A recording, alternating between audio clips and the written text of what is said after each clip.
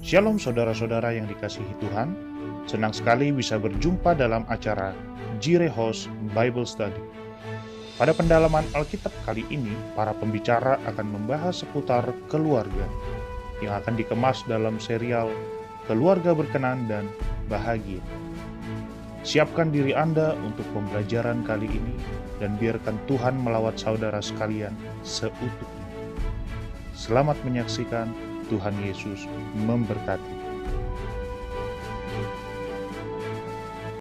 Shalom jemaat yang dikasihi oleh Tuhan Yesus Kristus. Hari ini kita mau kembali belajar melanjutkan akan serial Keluarga Berkenan dan Bahagia. Nah, ini adalah minggu kedua di mana kita akan bahas soal komunikasi. Komunikasi ini penting sekali bagi suami istri. Harus ada komunikasi, harus ada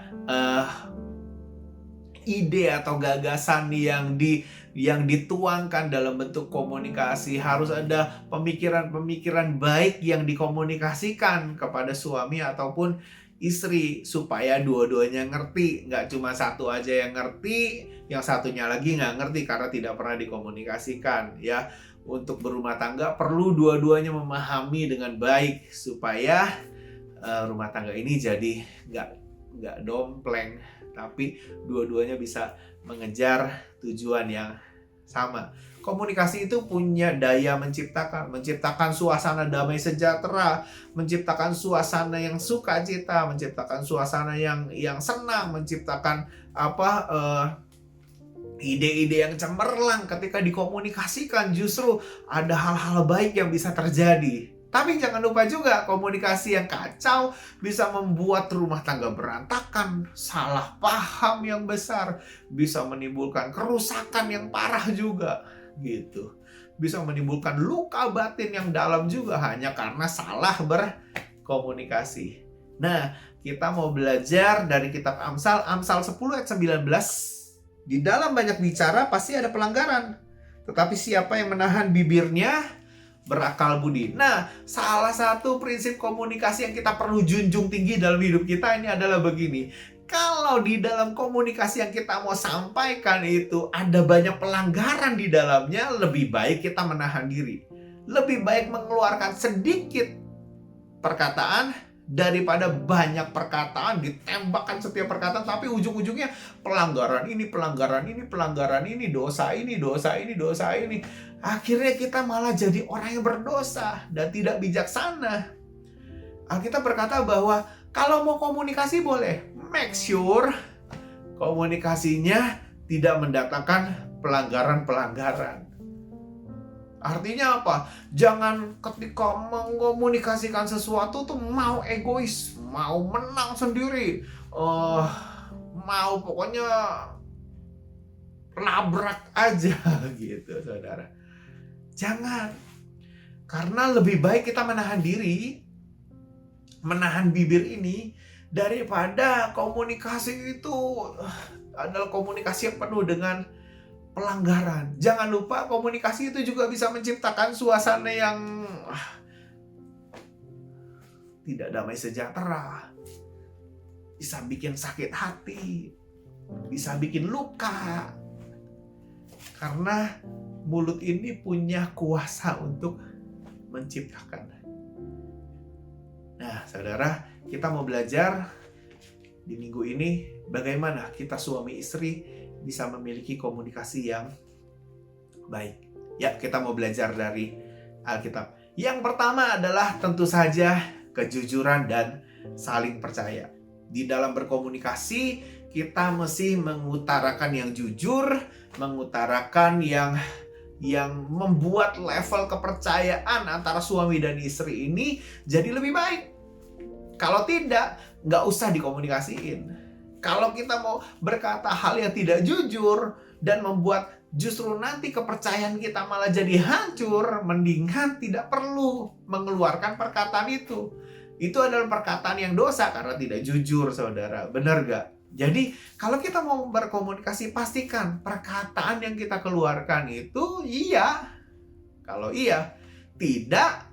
Kalau tidak, Kita lihat ayatnya. Yuk, sama-sama di dalam Matius 5.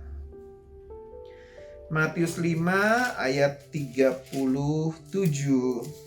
Matius 5:37 berkata demikian, "Jika ya, hendaklah kamu katakan ya. Jika tidak, hendaklah kamu katakan tidak. Apa yang lebih daripada itu berasal dari si jahat."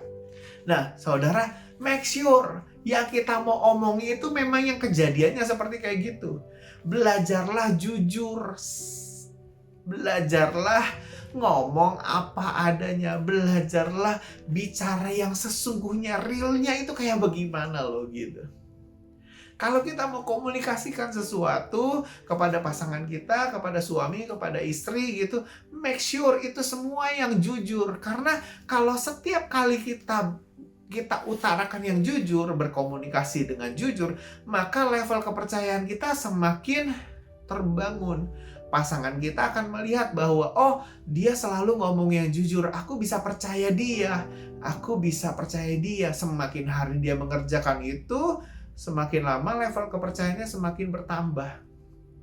Dan ini dibutuhkan untuk komunikasi yang sangat efektif.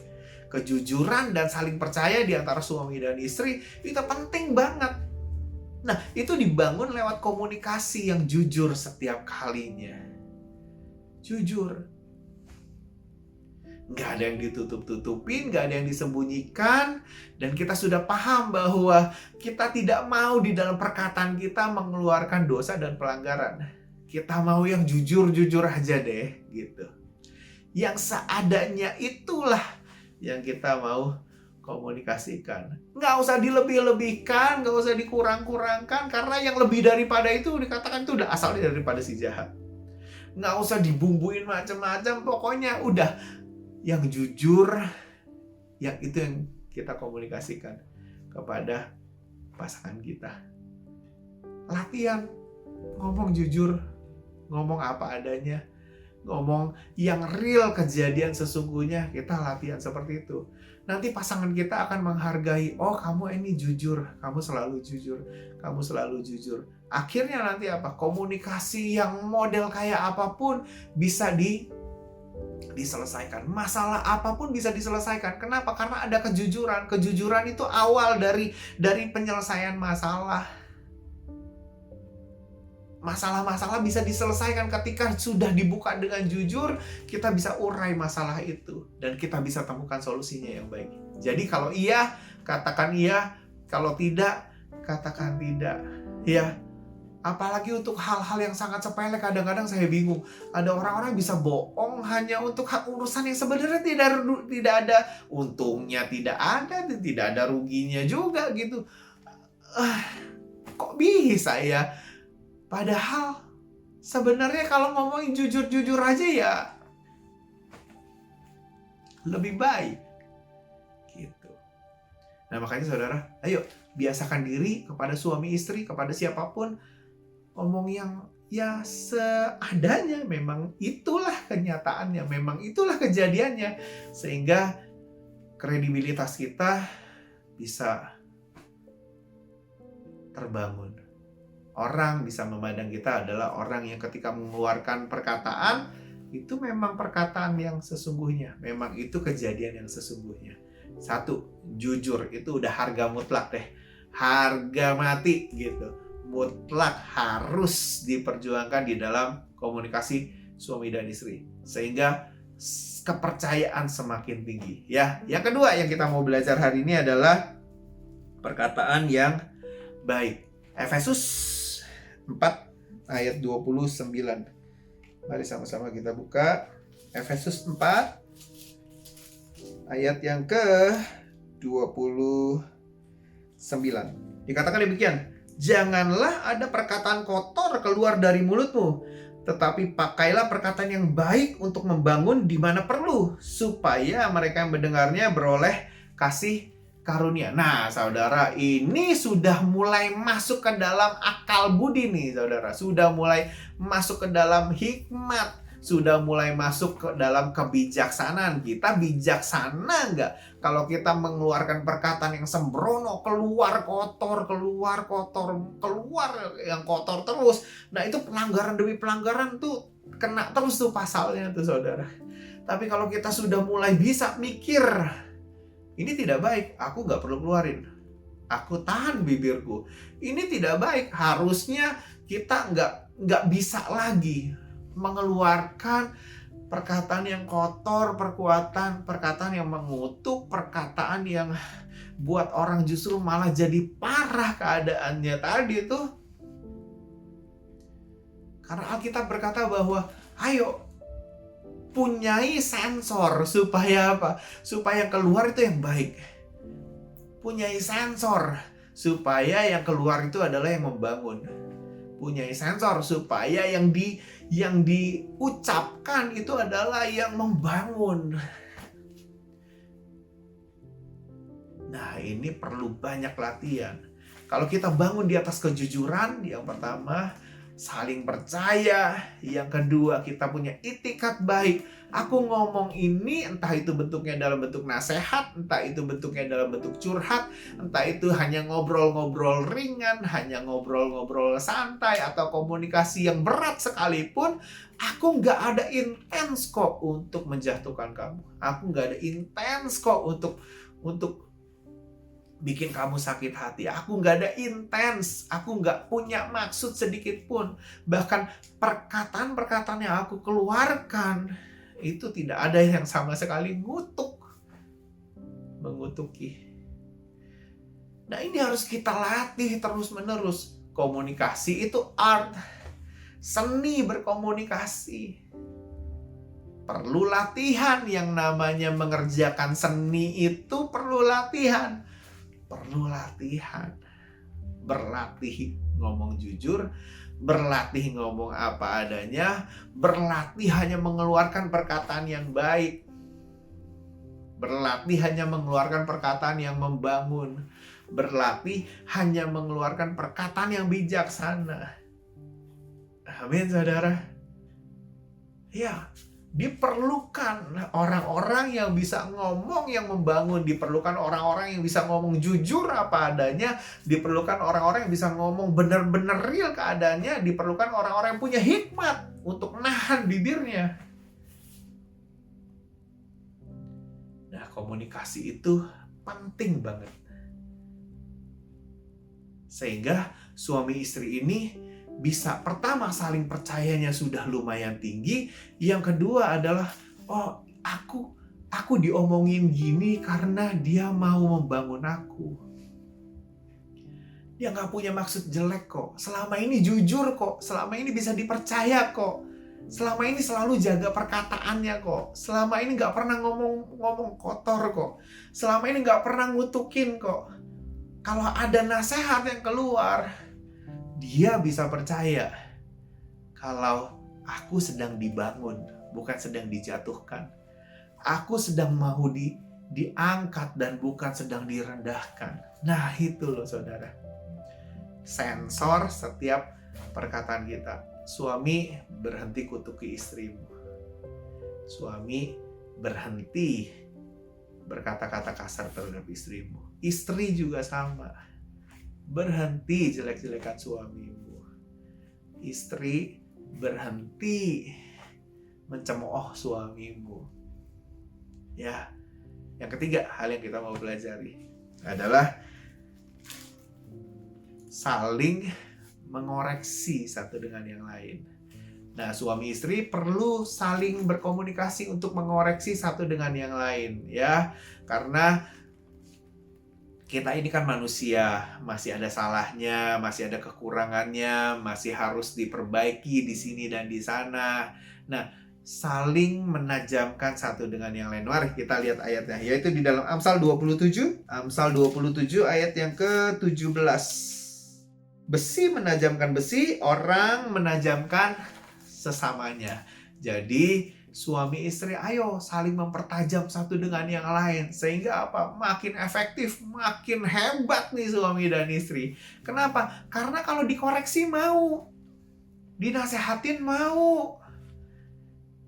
Dididik mau, dibentuk mau. Nah, suami istri adalah pasangan yang paling klop untuk saling mengoreksi diri, saling membangun, saling mendidik, saling belajar bareng, mendidik bareng gitu kan, saling menasehati, sehingga apa? Sehingga timbul manusia yang lebih baik lagi, lebih tajam gitu. Nah, perlu nih untuk kita mengerti bahwa suami perlu dikoreksi sama istri. Kalau istri mengoreksi suami, yang jujur gitu. Yang kedua, yang apa tadi? Yang jujur, yang bisa dipercaya, yang tidak mengeluarkan perkataan yang kotor. Ngoreksi, tapi kok lu perkataannya begitu banget sih? Jangan pakai perkataan yang kotor, jangan pakai perkataan yang mengutuk. Ya, aku tujuannya untuk mengoreksi. Karena aku tahu bahwa kamu akan lebih baik kalau kamu dikoreksi. Gitu. Sama, suami juga sama. Kalau mau mengoreksi istri, ayo, koreksi nggak apa-apa. Saling menasehati satu dengan yang lain. Nah, kalau rumah tangga penuh dengan kejujuran, penuh dengan saling percaya, penuh dengan saling mengoreksi satu dengan yang lain, penuh dengan perkataan-perkataan yang baik yang keluar, saya rasa komunikasi itu akan jadi komunikasi yang asik sekali. Dinanti-nantikan ya. Karena aku kalau setiap kali ngomong sama kamu, aku dibangun. Aku setiap kali dinasehatin kamu, aku merasa bahwa oh ya benar ya, aku perlu punya itu, aku perlu merubah ini, aku perlu menambah itu. Jangan sampai masing-masing udah gak mau dinasehatin, masing-masing udah gak mau ditegur, masing-masing kekeh pada emosinya, pada pendiriannya sendiri gitu. Well, susah dibentuk. Harusnya komunikasi itu menjadi komunikasi yang efektif di antara suami dan istri. Mulai dari hal-hal yang ringan, hal-hal yang lucu-lucu, komunikasikan gitu. Ketawa bareng gitu kan. Sukacita bareng gitu. Ada yang lucu, kasih kepada istri. Dan yang lain sebagainya. Sampai kepada hal-hal yang berat kita bisa diskusikan. Sampai kepada hal-hal yang urgent, yang penting banget. Kita bisa diskusikan dengan baik. Kenapa? Karena ada kejujuran. Ada saling percaya, kita tahu bahasa yang kita keluarkan adalah bahasa yang baik, nggak pernah punya maksud untuk menjatuhkan, tapi selalu untuk membangun satu sama lain. Saling bisa dikoreksi, saling bisa dinasehati satu dengan yang lain gitu. Nah, itu akan jadi satu hal yang sangat baik buat rumah tangga kita. Suami dan istri belajar komunikasi. Gak ada orang yang langsung hebat berkomunikasi, gak ada. Semua perlu proses pembelajaran, semua perlu proses diajar, dibentuk, sehingga komunikasi kita menjadi komunikasi yang menjadikan pribadi yang lebih baik lagi di hadapan Tuhan.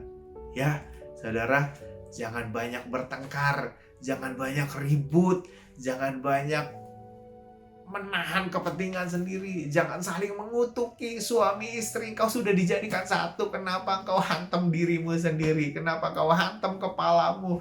Kenapa kau hantam tubuhmu sendiri? Enggak, jangan. Ya, justru lewat komunikasi kita membangun satu sama yang lain. Dan lihat, kita menjadi pribadi yang semakin hari semakin disempurnakan. Karena orang yang paling bisa membentuk kita adalah pasangan kita. Orang yang paling tahu kita adalah pasangan kita. Orang yang paling mengerti kita mesti bagaimana adalah pasangan kita. Nah, pasangan harus ya bisa mengkomunikasikan itu sehingga menjadikan pasangannya lebih menjadi manusia yang lebih sempurna lagi di hadapan Tuhan. Amin, saudara. Mari kita renungkan hal yang sederhana ini, tapi ini sangat penting sekali untuk kehidupan kita. Karena kita mau setiap suami istri memiliki komunikasi yang baik. Dan bahkan Tuhan melihat, wah ini rukun ini, suami istri rukun, anak rukun, komunikasinya baik semua, perkataan yang manis, yang baik, yang sedap didengar, yang patut semua itu yang patut dipikirkan itu, wah ada semua di keluarga ini, dan Tuhan berkenan atas rumah tangga kita semua. Mari sama-sama kita berdoa.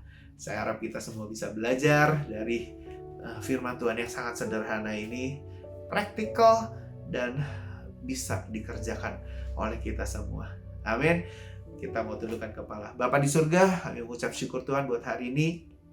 Ajar kami Tuhan untuk bisa memakai mulut kami Tuhan, menjaga lidah kami Tuhan, menjaga setiap perkataan yang keluar dari hidup kami Tuhan. Biar itu adalah perkataan yang bukan mengandung pelanggaran-pelanggaran, bukan mengandung dosa Tuhan Yesus, bukan mengandung kutukan, bukan mengandung penghakiman Tuhan Yesus. Tapi perkataan yang kami keluarkan Tuhan, kami keluarkan untuk membangun, kami keluarkan untuk mentransfer ide, gagasan, rema, firman Tuhan, pewahyuan baik yang kami miliki Tuhan Yesus, supaya banyak orang bahkan boleh diberkati dengan perkataan-perkataan yang ada, terutama suami dan istri Tuhan. Biar suami dan istri boleh saling menjaga komunikasi yang efektif, komunikasi yang baik di antara satu dengan yang lain, sehingga rumah tangga boleh menjadi semakin kuat Tuhan Yesus. Kami sadar Tuhan Yesus, kami seringkali salah Tuhan di dalam pengucapan kami Tuhan. Kami mohon ampun, kami mohon minta maaf Tuhan Yesus atas setiap kelalaian kami Tuhan Yesus.